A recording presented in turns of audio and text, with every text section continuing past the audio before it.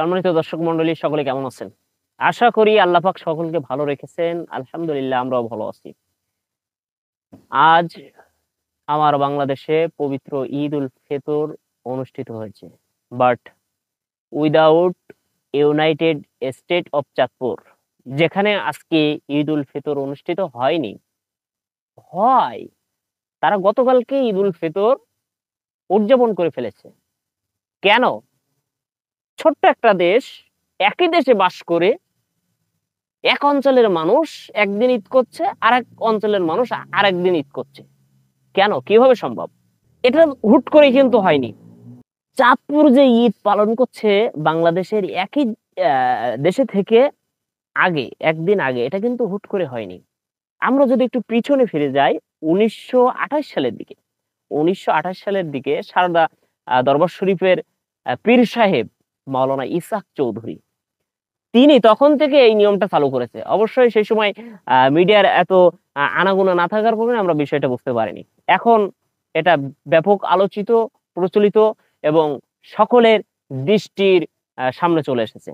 শুধু চাঁদপুরের, পুরো চাঁদপুর না, চাঁদপুরের মনে করেন 40টা গ্রাম, এরপরে পিরোজপুর, পটুয়াখালী, টাঙ্গাইল, লালমনিরহাট, সাতক্ষীরার কিছু অঞ্চল, এরপরে আপনার ঢাকা, বিভিন্ন অঞ্চলে এক দেশে থেকে একই জায়গায় বসবাস করে তোমাদের একদিন আগে ঈদ করা লাগবে কেন? কেন একদিন আগে?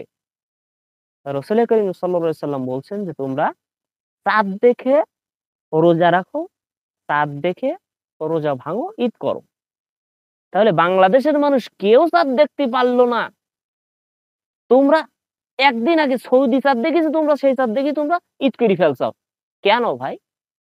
যদি তোমাদের ঈদ করা সঠিক হয়, তাহলে তোমাদের ঈদের দিন বাকি যে মানুষগুলো, এই 16-17 কোটি মানুষ যারা 13-14-15 কোটি মানুষ যারা রোজা রাখলো, এরা তাহলে হারাম দিনে রোজা রাখছে। কারণ ঈদের দিন রোজা রাখা তো হারাম, তাহলে এরা হয় হারাম দিনে রোজা রাখছে। আর যদি তা না হয়, তাহলে তোমরা যেদিন রোজা রাখার সময় সেদিন রোজা না রেখে তোমরা ঈদ করছো, এটা তোমাদের জন্য কি বৈধ? কি ভাবো, মানে কি এই বিষয়টা তোমরা সকলে কি ভাবে?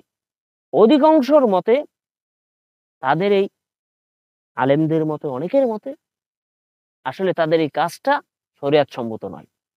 চাঁদপুরবাসী সহ যারা তোমরা একদিন আগে ঈদ করছো, ভাই তোমাদের যুক্তি হলো কি যে পৃথিবীর যে কোনো আকাশে চাঁদ দেখা গেলেই মোটামুটি ঈদ করা যাবে। পৃথিবীর যে কোনো, বাংলাদেশ থেকে সৌদি আরব 3 ঘন্টার আগ পিস।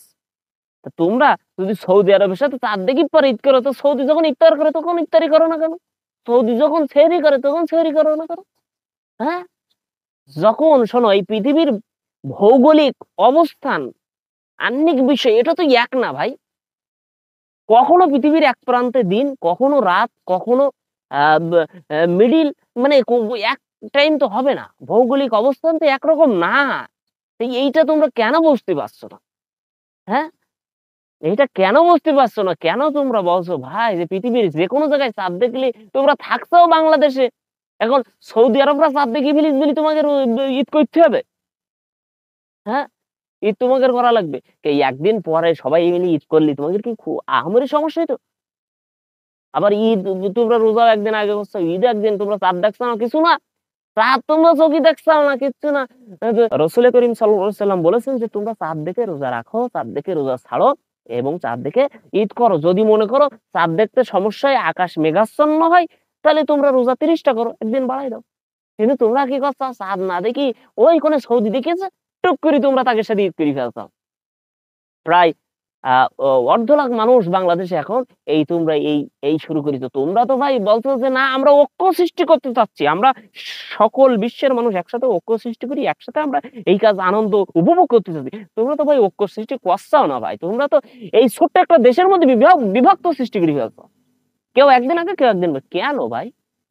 এক কাতারে এসো, এখনো সময় আছে, ফিরে এসো, সঠিক পথে এসো, মানে মানে একসাথে আনন্দটা একসাথে ভাগাভাগি করি নাও। হ্যাঁ, 40টা গ্রাম তোমরা মানে কি শুরু করিস ভাই, বুঝলাম না তো। হ্যাঁ, সিমাই খাবে একটু পরে খাও, ঈদের দিন খাও, পরের দিন সবাই একসাথে আনন্দ করি, আনন্দ উপভোগ করি।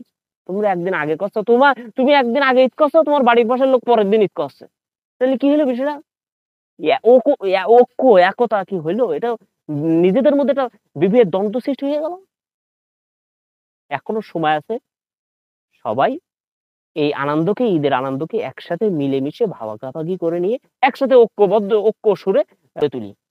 আল্লাহ পাক সকলকে সঠিক বুঝ দান করুক। আজ এ পর্যন্তই। আল্লাহ হাফেজ।